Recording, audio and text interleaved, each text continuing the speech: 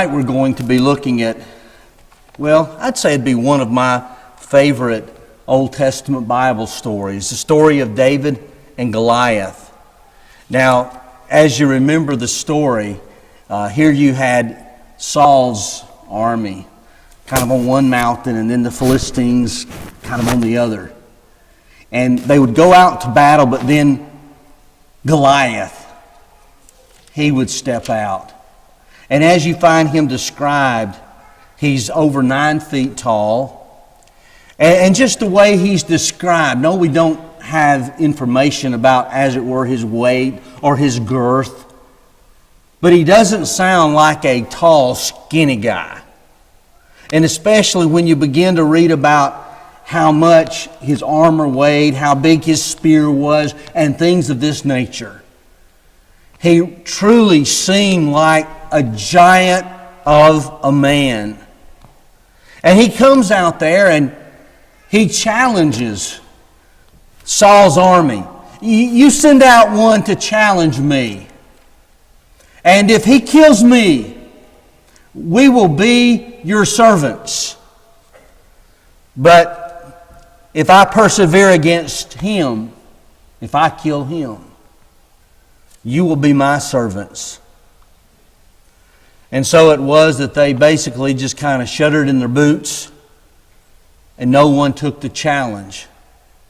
And this went on, we find, for 40 days. 40 days. Goliath comes out and challenges and no one takes him up on his challenge. But 3 of David's oldest brothers were in Saul's army. And David's father had sent David to see how his brothers were faring, and then was going to take them some food, some parched grain, loaves of bread, cheese. And so he made his way to them. And it's about this time Goliath comes out, spoke as he had before, but this time the difference is David heard him. Well, all the men of Israel saw Goliath, fled from him, and were much afraid. And you can't help but almost read between the lines and think, is David just shaking his head? Can't believe the army of God would to a man be so afraid of the ungodly Philistine. Well, he also learned what would be rewarded to the man who would go up and battle Goliath and defeat him. And David volunteers. David volunteers. In fact, we find that in verse 33, Saul said to David, "You are not able to go up against this Philistine to fight with him, for you are but a youth, and he has been a man of war from his youth." We're going to see later that as David actually does go to battle, that even the Philistine speaks of David as but a youth. And so here he is younger probably than any soldier of Saul's out there. But yet he's the one that takes on the challenge. Now when Saul kind of questions him, he lets it be known, there came a lion or a bear and took a lamb from the flock, and I went after him and struck him and delivered it out of his mouth. And if he rose against me, I caught him by his beard and struck him and killed him. Your servant has struck down both lions and bears, and this uncircumcised Philistine shall be like one of them, for he has defied the armies of the living God. So he has already demonstrated his bravery, his prowess, his abilities. And so Saul allows him to go, but Saul offers him his own armor. And David initially puts them on, but doesn't work out. He's not used to them. It uses the word, he's not tested them or tried them. And so he lays it aside. Now, just bear in mind, here's just a youth. You almost could say boy. No ordinary size whatsoever. And here he has just the typical clothes that he had been wearing, had wore on this occasion, no armor. That didn't work out. But then you find Goliath, over 9 feet tall, no doubt extraordinary weight and girth, a large, big man. And he has all of the typical armor that a man would have at that time, as well as a spear and a javelin, or a sword with a spear and with a javelin. So here the two are going to meet. You know, from the standpoint of just man, not God, from the standpoint of man, who's going to win this battle? You know, we may kind of look at it and says, there's not going to be much of a battle. David will soon and very quickly be dead. But you know how this story goes. He's got his sling and his 5 smooth stones. And before Goliath has a chance to attack David, David buries a stone in his forehead and down he goes. And then he takes the sword from Goliath and cuts off his head. David the youth has killed Goliath the giant. Now let's look at some things that we can learn from this. And what we're going to be looking at, and I would recognize that most all of these points, that they could be applied to us as older adults. But I hope the youth will be thinking in terms of themselves as David was but a youth. Youth in Scripture has done some great things. Here we read about David. Another one that was very young was Josiah. We find that this young king, while he was yet young, began to seek after the God of David. 2 Chronicles 34 verse 3. He began to rule when he was just 8. And in 2 Kings 22 verse 2 you read, he turned not aside to the right hand or to the left. At age 16, he led his people in perhaps the greatest Reformation movement the world has ever known. That's Josiah. And you find that his kingship was summed up in this way in 2 Kings 23:25. Like unto him there was no king before him that turned to the Lord with all his heart and with all his soul and with all his might. But it started out when he was himself but a youth. And they will not make mention of you might say, his exploits. But another one that would have been very young that you read about and kind of in all of what he did was Daniel. Well, what does God expect from young people? Well, we find in Ecclesiastes 12 verse 1, remember now thy Creator in the days of thy youth. We find in 1 Timothy 4 verse 12, let no man despise your youth, but be an example of the believers. And we find in 2 Timothy 2:22 to flee youthful lust, but follow righteousness, faith, charity or love, peace. But now let's look at David. Let's look at David. David is the one who made the most of his life before the most of his life was gone. You see, much of what you read about is while he was yet young. You read a lot about David, but you read a lot about while he was yet young. And keep this in mind.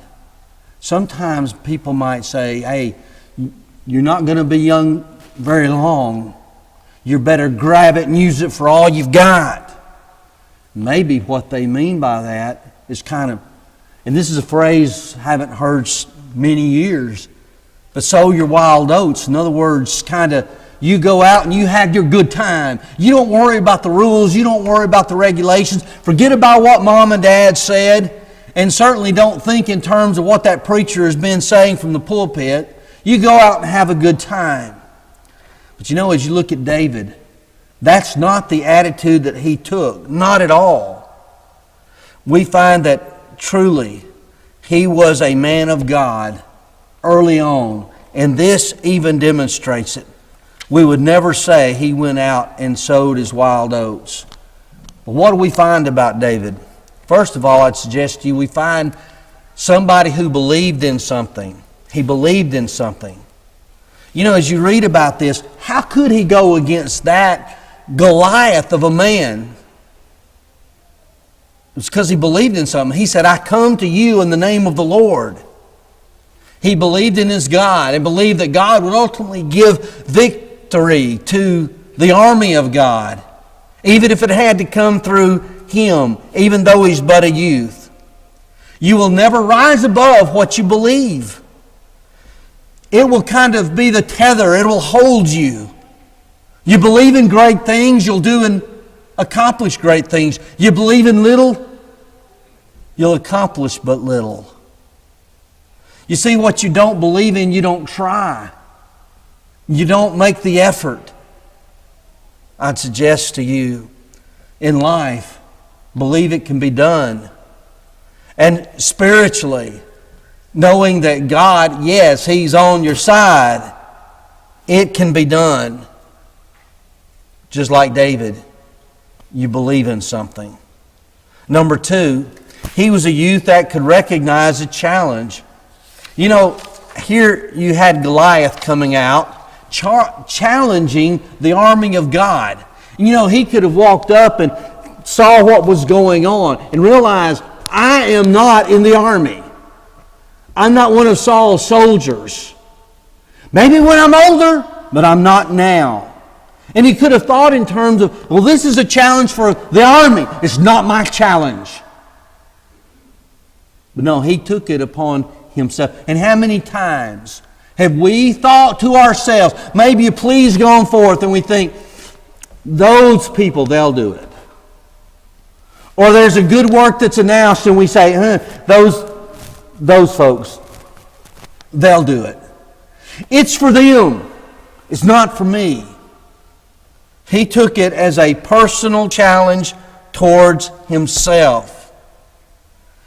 It almost reminds me of a little story I heard about kind of a small fella. And he had a friend who was one big giant of a man. And he said, if I as big as you, I'd go in them there woods, I'd wrestle me a bear. If I as big as you, I'd go in them there woods and I would wrestle me a lion. Well, he heard that so much, he got kind of tired of hearing it. So he said to his friend, he says, you know, they have little bears in those woods. And they have little lions in those woods. I hope that we would be ones to recognize a challenge and not just think it's for other folks. A third thing, we would see that he was a youth who accepted a challenge. You see, he recognizes it as a challenge to himself, even though initially it's just to the army of God. It was to men who were seasoned soldiers. But David accepted it as a challenge to himself, and he volunteered to accept it. He said to King Saul, let no man's heart fail because of him. Your servant will go and fight this Philistine. He volunteered. Was it pride? Was he seeking fame? Did he just want the prizes, as it were, that would be given him when he defeated Goliath? I truly believe that he volunteered on the basis of this uncircumcised Philistine defying the armies of God, and kind of like, how dare him do it and get away with it. But as he accepted it, he took it on 100%. You know, sometimes people will they'll take it on, but it's kind of a half-hearted effort. It's with little effort. And the results aren't that great. I could promise you that if I were to sign up for a marathon, well, my wife would check me into a mental hospital. But if I were to sign up for it, I could pay the fee as good as the next fella. But let me tell you something. I wouldn't have good results. I'm not trained for it. I'm not ready for it. I couldn't do it. Think about those Olympic athletes and the level of their skills that they've attained. See, they were all in for it, and they put forth all they had into it. And so they prepared, and they trained, and they got ready. You know, when David took on Goliath, there wasn't much getting ready at this occasion. There wasn't much training to be done, not right now. But he laid his life on the line, and he was giving it his all. He was somebody, recognized the challenge and accepted the challenge. Number 4, he was also a youth that could not afford to let right suffer. I appreciate when I see somebody recognize the wrong but stand for the right. And that's what he's seeing on this occasion with Goliath. In 1 Samuel 17:36, the servant slew both the lion and the bear, and this uncircumcised Philistine shall be as one of them, seeing he has defied the armies of the living God. He saw something wrong. He saw right suffer. And so he's going to answer the challenge of the one that would defy the armies of God.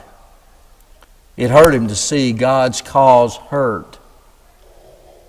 Now, David himself was not guilty of defying the armies of God, but his duty and devotion could not stop there. He could not afford to let the armies of God be defied. It is not enough today for us not to be the cause of hurt for the Lord's work. But we cannot afford to let it hurt. Our not doing wrong is not enough. We've got to do the right. If he had stayed on the sideline, would we have said he's done wrong? Well, we'd probably kind of take a step back and say, wait, this challenge wasn't even really for him, it was for the armies of God. He's not a soldier in Saul's army. He's exempt from the challenge. We probably wouldn't fault him if he did nothing. But you see, in the Lord's church, it's not enough for us to do nothing. We've got to be doing the good and doing the right. In James 4:17, therefore to him that knows to do good and does not do it, fails to do it, to him it is sin. Now there it's clear. It's not just we don't do the bad. Sometimes failing to do the good. You've heard the phrases sin of omission and sin of commission. Commission, you commit an act. You do the thing that's wrong. But omission, you omit, fail to do what's right. Well, you can be sure of this. David wasn't going to fail to do what's right. He was going to be a champion of what's right. And he was going to step in and do his part. Next, we see that he was a youth who was willing to risk his life for the things in which he believed. He was all in. His life was on the line. Yet, he's not afraid because he recognizes God was with him. He had an undaunted courage. Later it was said in 1 Samuel 19:5, for he did put his life in his hands and slew the Philistine and the Lord wrought a great salvation. He put his life on the line, and the Lord saved him. He not only believed, but he was willing to put his faith to work. He not only believed that something could be done, but he did it. And such is how we need to be. We need to have a James 2 kind of faith. One that is demonstrated by our actions rather than declaring faith only. He was willing to risk his life for the things in which he believed. Willing to risk his life. And yet what have we even risked for what we believed? We need to truly have faith, strengthen our faith, have a faith that acts, have a faith that's even willing to risk.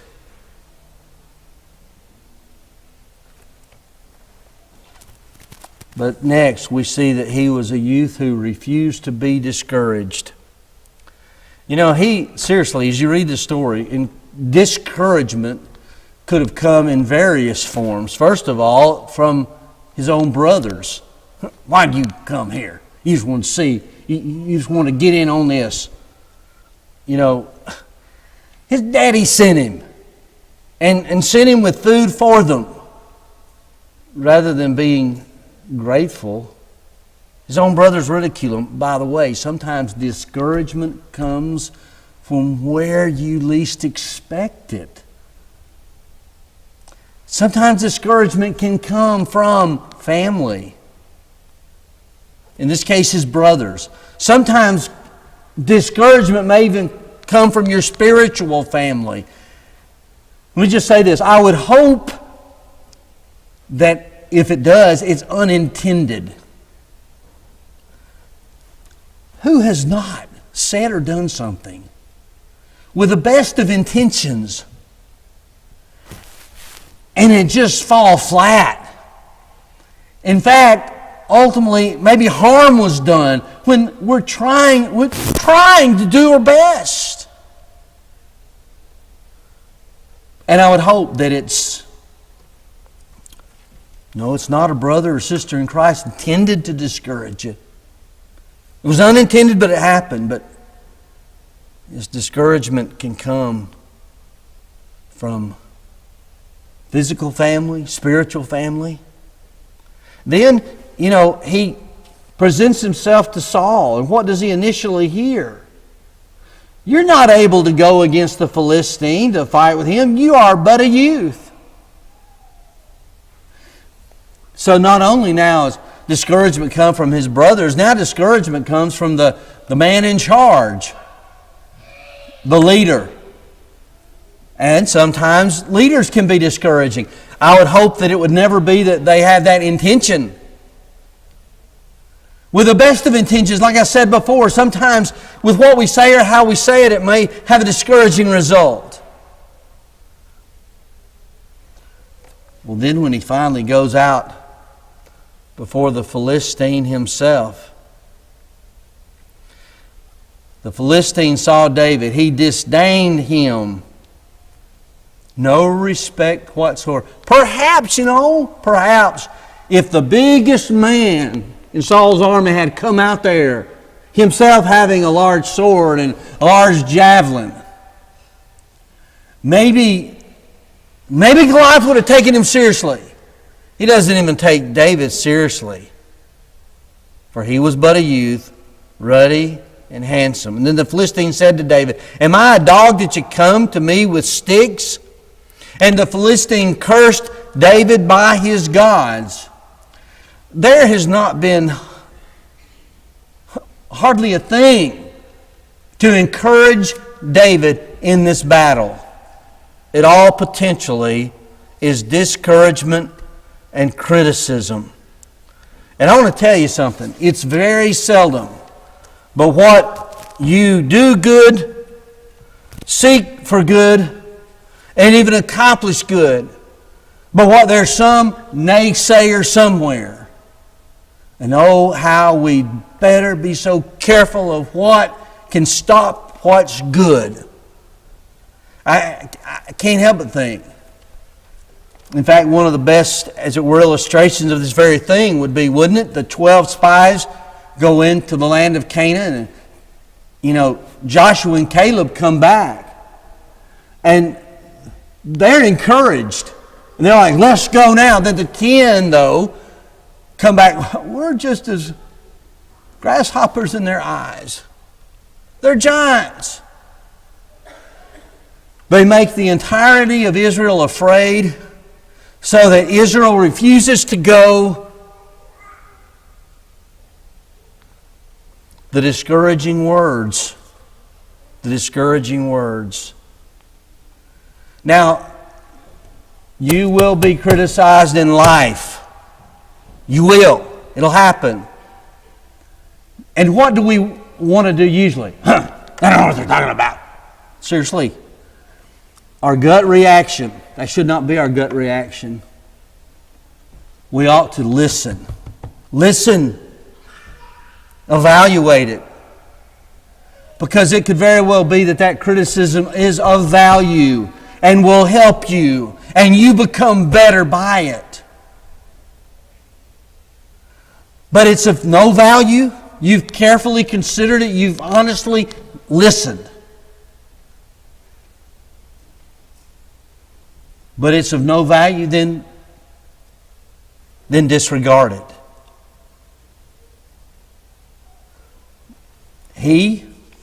David, he heard what his brothers had to say. He heard what even Saul had to say. He heard what Goliath had to say. And thankfully, in this case, he disregarded it. And he became the champion of the army of God. Next, he was a youth who trusted neither in the flesh nor in carnal things. It's so easy, so easy to just think in terms of what's fleshly and forget about the spiritual. Had he done that, well, Goliath's already whooped him. In other words, we've got to remember we have a God. In 1 Samuel 17:47, the words are, "The battle is the Lord's," he shouted. If he was only thinking in terms of who's bigger, who's stronger, who's got the best armor, who's got the best weapons, hands down, Goliath wins. But on the other hand, if it's the Lord God Almighty against Goliath, hands down, God wins. He didn't trust the flesh and the carnal. He trusted God. He was a youth by whose side the Lord walked. In 2 Chronicles 15:2, you read, "The Lord is with you while you are with Him. And if you seek Him, He will be found of you. But if you forsake Him, He will forsake you." David was one who was walking with God, so God was walking with him. He was also a youth who behaved himself. He was a youth who was humble. He was a youth who prevailed. When you think about David, I know. Seems like the bad pops into our minds so immediately sometimes. We think David and Bathsheba. You remember this story. You remember this story. Story of David and Goliath. And you're going to be facing times in your life when you're going to see, as it were, two opposing armies. 40 days of standstill. Maybe you're the David who then defeats that army that would defile the army of God. We could extend to you heaven's invitation. If you have a need to be obedient in baptism, we can assist you with that if you're a penitent believer. If there's a need for prayer, we ask that you come as we stand and sing.